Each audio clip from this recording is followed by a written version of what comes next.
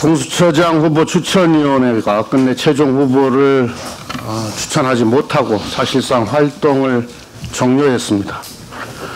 공수처장의 중립성과 독립성 보장을 위해 7명의 위원 중 6인 이상의 찬성으로 의결하는 합의제에 가까운 추천 절차를 마련했습니다. 그러나 아무리 훌륭한 제도도 악용하면 무용지물이 되고 만다는 것을 야당 스스로 증명했습니다. 야당 측 의원이 비토권을 악용해서 계속 반대만 했기 때문입니다. 야당의 일말의 양식과 선의를 기대했지만 돌아온 것은 제도의 악용뿐이었습니다. 저는 이렇게 추천위원회가 구성이 되면 정해진 기한 내에 자기 임무를 다 수행하고 완수해 줄 거라는 믿음이 있었습니다만 깨졌습니다.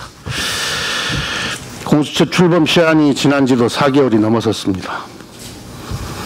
시간 끌기로 공수처 출범을 무산시키려는 야당의 행태에 더는 끌려다닐 수 없습니다. 더 기다린다고 야당의 반대와 지연 행태가 개선될 여지도 없어 보입니다. 이제 국민의 염원인 공수처 출범을 위해 중대 결심을 하지 않을 수 없습니다. 민주당은 본격적으로 공수처법 개정 작업에 착수하겠습니다. 추천위원회 추천 무산과 활동 종료의 책임은 전적으로 국민의힘에 있습니다. 민주당은 고위공직자 부정비리 척결과 검찰 개혁을 위한 공수처 출범을 11월까지 매듭 짓겠다고 누차 국민께 약속드렸습니다. 다음 주 25일 열리는 법사위에서 공수처법 개정을 추진할 것임을 분명하게 밝힙니다. 무슨 일이 있어도 권력기관 개혁의 핵심인 공수처를 연내에 반드시 출범시키겠습니다. 김해 신공항 검증위가 11개월간의 검토 끝에 발표한 검증 결과는 사필 규정입니다. 이를 두고 야당은 정치적 결정이라고 비난하며 감사원 감사 청구까지 거론하고 나섭니다.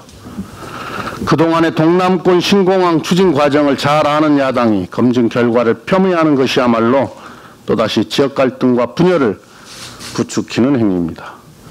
민주당은 2003년 논의가 시작될 때부터 일관되게 가덕도에 동남권 관문공항을 건설하겠다는 입장을 견지해 왔습니다. 그러나 선거를 고려한 정치적 결정으로 지역 갈등과 대립을 부추긴 것은 이명박 박근혜 정부였습니다. 이명박 정부는 선거를 앞두고 가덕도와 밀양 모두를 백지화했고 박근혜 정부는 안전성조차 담보할 수 없는 김해공항 확장을 결정했습니다.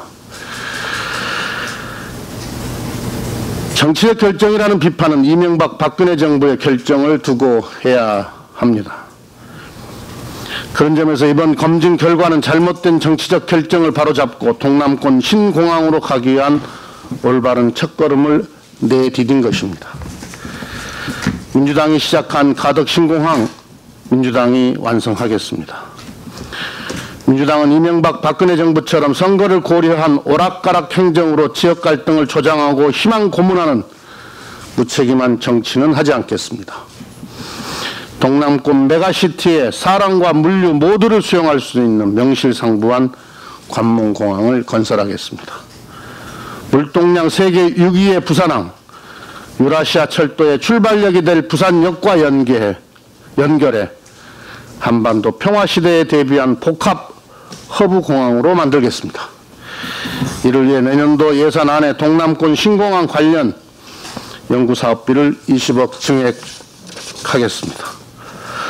민주당은 가덕 신공항 건설을 최대한 신속하게 추진하겠습니다. 한정의 정책위 의장이 준비하고 있는 가덕 신공항 특별법을 통해 2030년 부산 등록 엑스포에 대비할 수 있도록 서두르겠습니다. 아울러 지난 17년간 신공항 입지 선정을 위해 수요조사, 후보지 선정, 평가 작업을 반복해왔습니다. 정부는 행정 낭비를 반복하지 말고 최대한 신속히 신공항이 착공되는 방안을 마련해 주기를 요청합니다. 수도권과 광주 등 일부 지역의 사회적 거리 두기를 1.5단계로 격상했습니다. 자영업자들과 소상공인들의 어려움과 시민의 불편이 더해진 점은 너무나 안타깝습니다.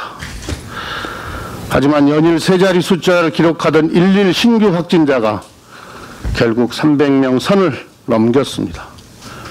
지금의 확산세가 겨울철 대유행으로 이어진다면 걷잡을 수 없는 상황이 될 것임을 다른 나라들에서 똑똑히 보여주고 있습니다. 다시 긴장의 고삐를 조여야 합니다. 거리두기 2단계가 일상과 민생, 경제에 얼마나 고통을 초래하는지 우리 모두 잘 알고 있습니다. 국민 여러분께 다시 한번 힘을 모아주시기를 호소드립니다. 방역 수칙 준수와 모임 자제 등 방역에 최대한 협조해 주실 것을 부탁드립니다. 이상입니다.